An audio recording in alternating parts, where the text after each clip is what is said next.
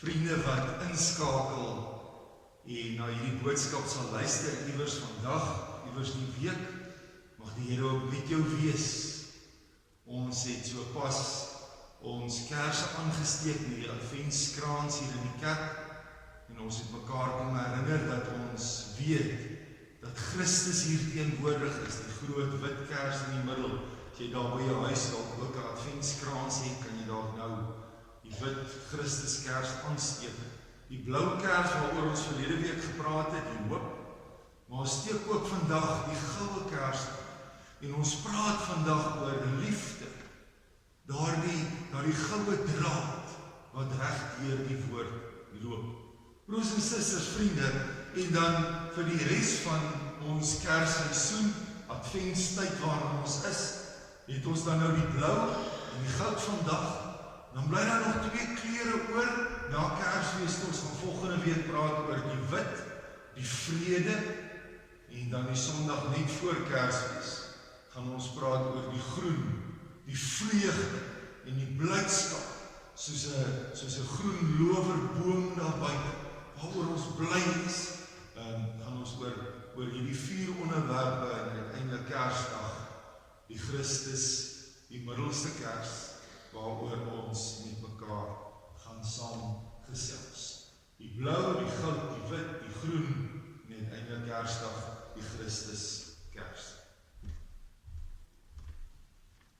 Ek het 'n present saamgebring en as ek nou sommer so 'n bietjie kan die geskenk vat en dan wil ek sê ek is opgewonde oor die present. Wow, dis wonderlik. Kyk die lekker ballon. Ja, dis ek nou die present, die ballon. Gaan die present oor die ballon?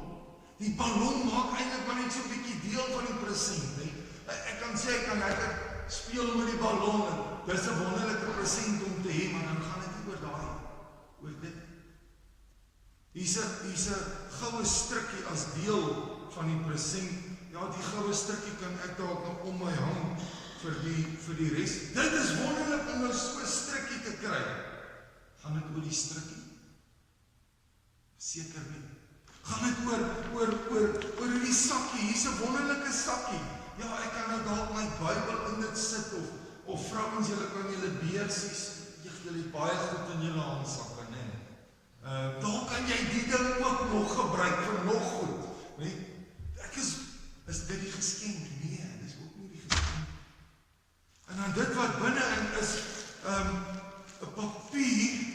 Ek kan lekker hierdie papier vat en 'n bietjie aantekeninge maak in my preek op daai papier skryf. Maar vriende, nie die ballon nie die strikkie nie die sakkie nie die papier nie. Waaroor gaan dit? Gaan oor hierdie chocolate. En natuurlik dan dit wat ek maak so baie chocolates ook en nou wil ek nie in die kerk oopmaak nie. Dit wat binne-in hierdie papier is, gaan oor hierdie chocolate. En nou sê ek is tempted om dit te eet, ek sal nie nou nie. Maar dis waaroor dit gaan. Vriende, ek dink in die adventtyd, en ons sien dit oral in die winkels, en ons sien dit oral op die televisie, sien ons die ballonne, en ons sien die strikkies, en ons sien die sakke, en ons sien die opmaakdeel van die presente, en dit waaroor Kersfees gaan, maar dit gaan nie daaroor nie. Wat is die inhoud van Advent? Wat is die inhoud van Kersfees? Oor wie gaan dit? Wat is hierdie goue draad wat loop deur die Bybel? Wie is die eintlike geskenk van Kersfees? Mag ek en jy verbykyk by die liggies, verbykyk by die lekker eet, en julle is reeds besig om reg te kry in die vrugtekoek te bak en so ek sien by die vrugtekoek te gooi, maar dit gaan nie daaroor nie. Dit gaan oor Christus. En as ek en jy hierdie Kerstyd weer net en daarom die Kers hier voor, dat jy elke Sondag net weer kom besef, waaroor gaan dit? Dit gaan oor Christus.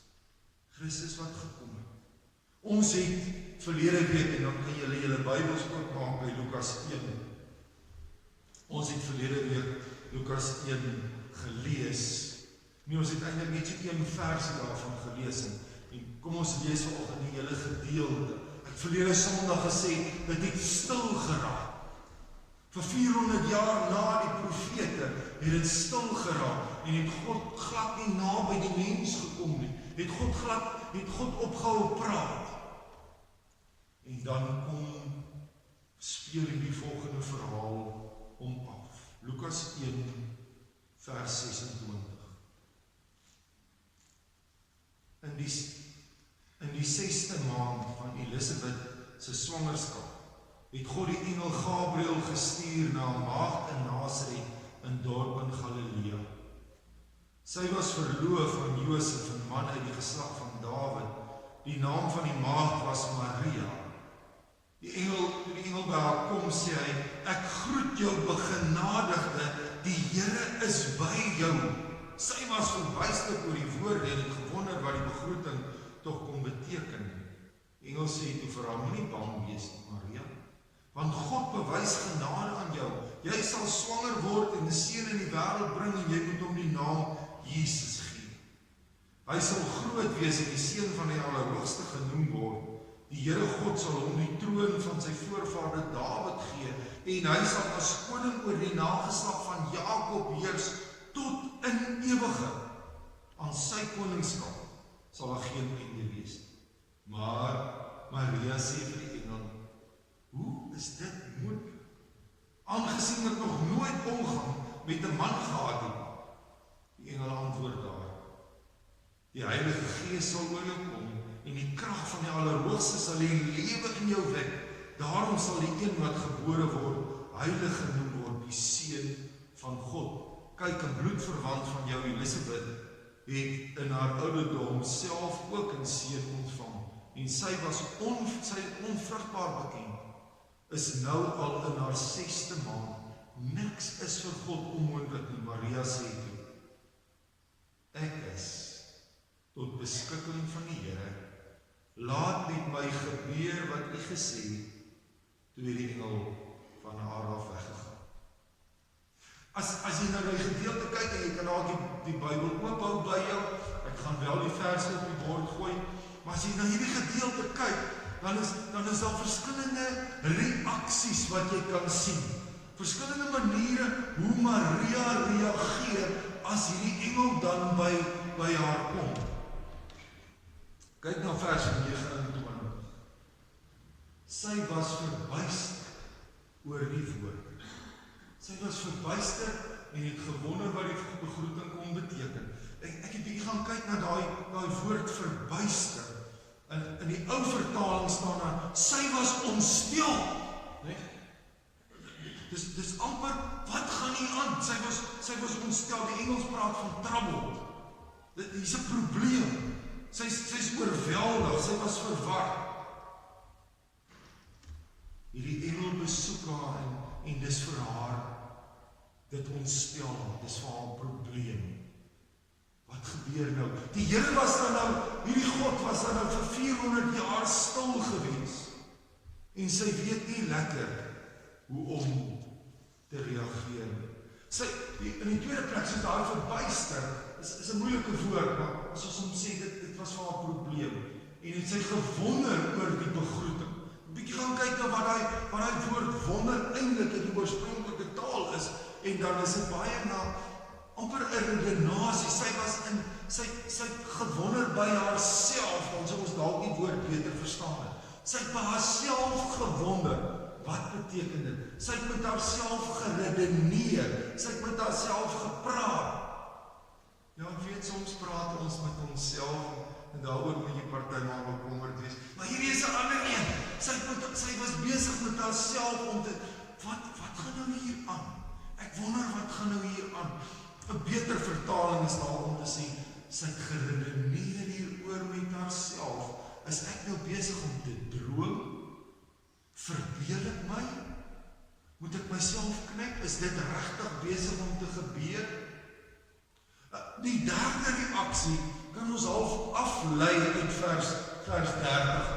Vers 30 sê die engel, as sy nou wonder en as sy nou besig is om te redeneer met haarself, dan sê die engel vir haar, seker maar asof die engel in haar oë dit sien, dan sê die engel vir haar, Maria, moenie bang wees nie.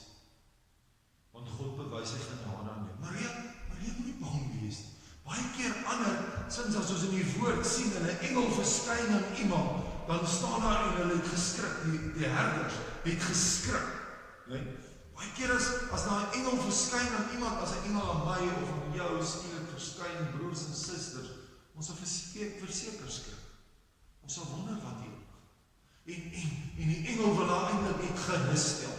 Wees kalm. Moenie bang wees. Want in jou vrees gaan jy nie mooi verstaan en hoor wat nou eintlik besig is om te gebeur nie. Want hier is iets onbekend aan jou. Hier is 'n verskyning, hier is 'n boodskap wat nog meer onbekend is. Hier is besig om iets bonatuurliks te gebeur. Dan vers 31 tot 33 kom die engel dan eintlik en hy bring sy boodskap. Maria, jy sal swanger word, jy sal 'n seun in die wêreld bring, moet hom Jesus noem. Wie is hy? En die engel verduidelik vir haar. En dan is dit asof sy nog steeds hier met haarself besig is. Want sy sê, maar dit is onmoontlik. Asof sy wil sê, wat, ek verstaan nou nie, wat bedoel jy? Verduidelik meer. En dan gaan die engel aan, en hy verduidelik meer, hoe dit gaan werk. Dat dit God is, dat dit die Gees is, dat hierdie bonatuurlike ding wat eintlik net hier eenmalig plaasvind, is wat met jou gaan gebeur. En die vyfde reaksie is waar sy dan eintlik gehelp word deur getuienis. En dit help vir my en jou ook. As daar 'n boodskap na my te kom en dan word iets wat bekend is gebruik, dan verstaan ek dit meer. Dan word nou vir haar verduidelik. Onthou jy ken tog jou bloedverwant, jou familielid, Elisabeth wat nou swanger is. Broers en susters, Elisabeth was nou Johannes die Doper se ma. So Johannes die Doper, ja, familielid van Jesus. En is asof die engel dan in vers 36 sê, kyk, 'n bloedverwant van jou, Elisabeth, het in haar ouderdom self ook 'n seun ontvang. En sy, wat as onvrugbaar bekend was, is nou in haar 6ste maand. Onthou dit. Dit kan gebeur. En dit help uiteindelik van Maria om te verstaan, om te kom by dit wat eintlik, vriende, vir ons belangrik is in hierdie teks vanoggend. Om haar reaksie te sien. Die 6ste reaksie is om te sê, ek is tot beskikking van die Here. Sy's deur die verbuisterd, sy's deur die beredenering, sy's deur die skrik en die bang wees en die verstaan nie, sy's deur dit om te luister, om te sien, om te onthou, dis ons Elisabeth se storie, en dan kom sy in vers 38. Maria sê, ek is tot beskikking van die Here. En ek dink nie, ons lees hierdie verhaal, en is eintlik niet so vinnig, dis in 'n minuut of 2 lees ons die paar verse, maar ek dink hierdie proses was dalk 'n langer proses, terwyl God deur die boodskapper Gabriël by Maria kom sit het, en die proses saam met haar deurloop het, totdat sy uiteindelik by die reaksie kom en sê, maar goed, ek is tot beskikking van die Here. Die Here kan my kom gebruik. Hierdie woorde om tot beskikking van God te wees, vriende, is verseker goud werd. Hoeveel mense sê dit regtig? Here, hier is ek. Ek het nou 'n proses met U geloop. Ek het U ontmoet. Ek was in U teenwoordigheid. Ek het uit die woord uit geleer. Ek kom van kleins af. Ek het my geloof bely. Ek het die getuienisse gehoor en ek het my eie getuienis. En nou kom ek en ek sê, ek is tot beskikking van die Here. Wow. Het jy dit al gesê? Kan jy dit vandag sê? Here, hier is ek. Ek is tot beskikking van U. As jy dit sê, is die oorgangsvraag om uiteindelik te kom by, Maar goed, as ek tot beskikking van God is, as ek dit vra, wat kom vra God dan van my? Wat is die belangrikste ding as kind van God, en ek stel my tot beskikking van God, wat vra God van my? Wat is daai goue draad wat deur die hele Bybel loop, wat God van ons vra? Wat is die een woord wat God van ons vra? Die een woord is liefde. As die Fariseer in Matteus 22 by Jesus kom, en dan sê maar leermeester, Rabbi, sê dan nou vir my, uit al die wette van die Ou Testament, wat is die belangrikste? Wat is die belangrikste ding wat soos 'n goue draad loop? Wat moet ons onthou? Wat sê Jesus vir hom?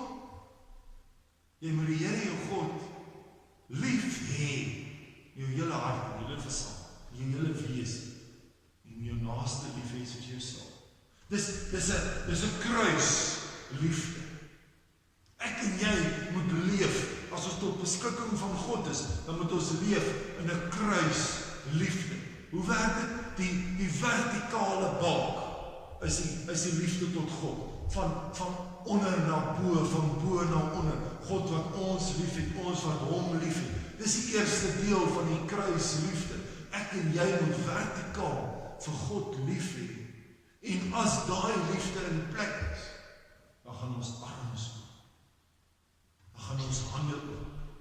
Dan gaan ons lewe oop. Dan gaan dit nie meer net oor myself. Maar dan gaan dit dat ek sê, dan sal ek my naaste lief hê, soos myself. Dan is ek bereid om liefde te gaan wys na hulle om my. Dwars deur die Bybel leer ons van hierdie liefde. Soms so in die eerste paar bladsye van die woord, by die verhaal van Adam en Eva, wat gewaarsku is en hulle val in die waarskuwing, hulle val in die sonde, dan sien ons ten spyte daarvan, bly God lief vir hulle. Ten spyte van, as God Genesis 6 kyk na die wêreld, dan sê ek gaan die hele wêreld verwoes, want die wêreld is goddeloos, en dan haal hy vir Noag en sy 3 seuns en hulle vrouens uit en sê, ek wil 'n nuwe liefdesverhouding saam met julle begin. Ten spyte van die wêreld sal ek julle help. Vir die opstandige volk daar in die woestyn saam met Moses, wat bly kla en nie gehoorsaam is aan God nie. Dan wil God hulle los. Eksodus 30:33, dan wil God hulle los. En hy sê vir Moses, ek gaan nie verder saam met julle nie. En dan as Moses met God praat, dan sê Moses, maar dan trek ons nie verder sonder U nie.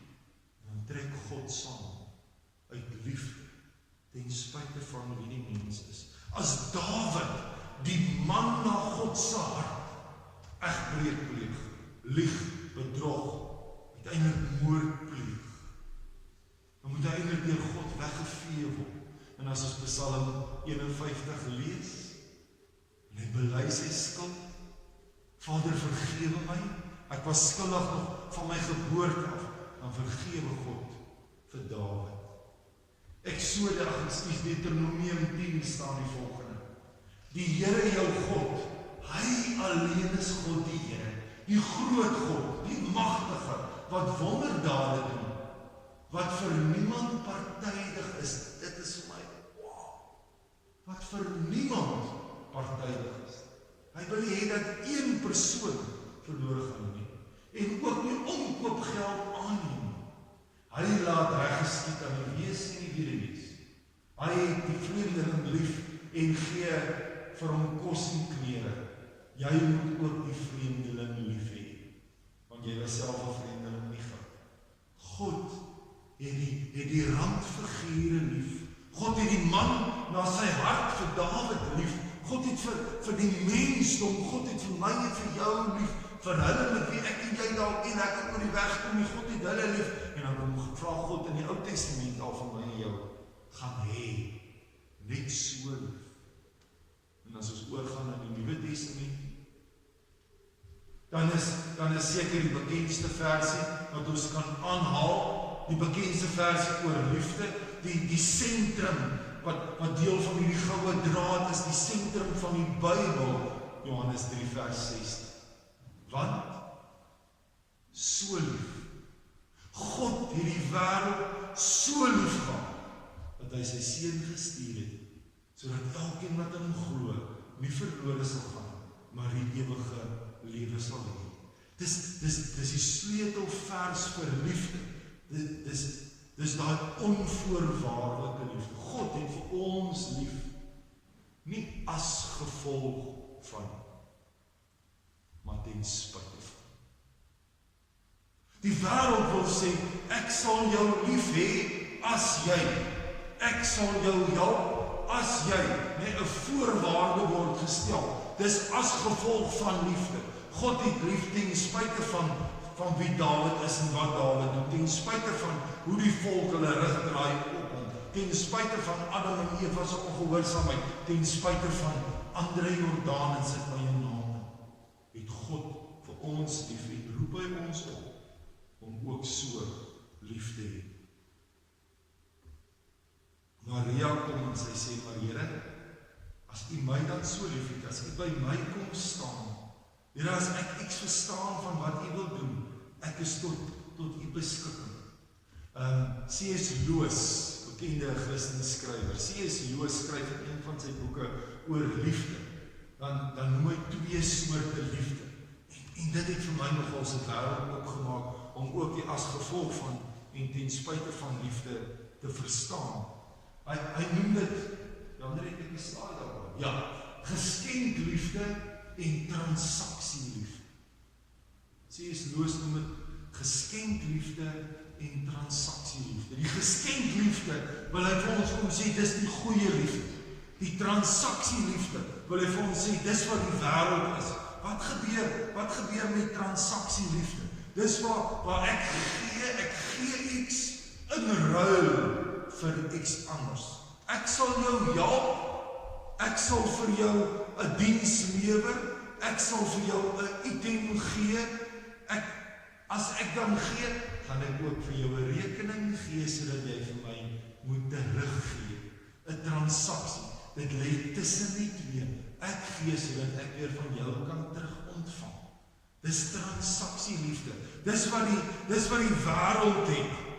Maar wat God het, is geskenkliefde. Om te gee ten spyte van. Om te help ten spyte van wie ek is, ten spyte van my sonde, ten spyte van my swakhede, sê God, ek is lief vir jou. Dis die goud wat hy vir my kom gee. Hierdie goud in die Bybel, hierdie geskenk in die Bybel, en dit wat hy van ons vra, kyk gou hierna. Hy vra vir ons, hou op om geld na te jaag. Transaksieliefde, né? Hou op versaam, om net nog meer en meer te wil hê. Hou op skinne en sleg praat. Hou op oordeel. Hou op jaloers wees. Hou op vergelyk. Hou op met transaksieliefde. Hou op om liefde te betoon soos wat die wêreld van my en jou verwag om te betoon. God sê vir ons, daar's 'n ander geskenk. Daar's goud en hierdie liefde is goud werd. En dis liefde wat soos volg is. Liefde wat gee ten spyte van. En ek moet vergifnis gee. Ek moet my tyd gee. Ek moet gaan hoop gee vir 'n hopelose wêreld. Dis my jou opdrag. Ek moet gaan vrede spreek.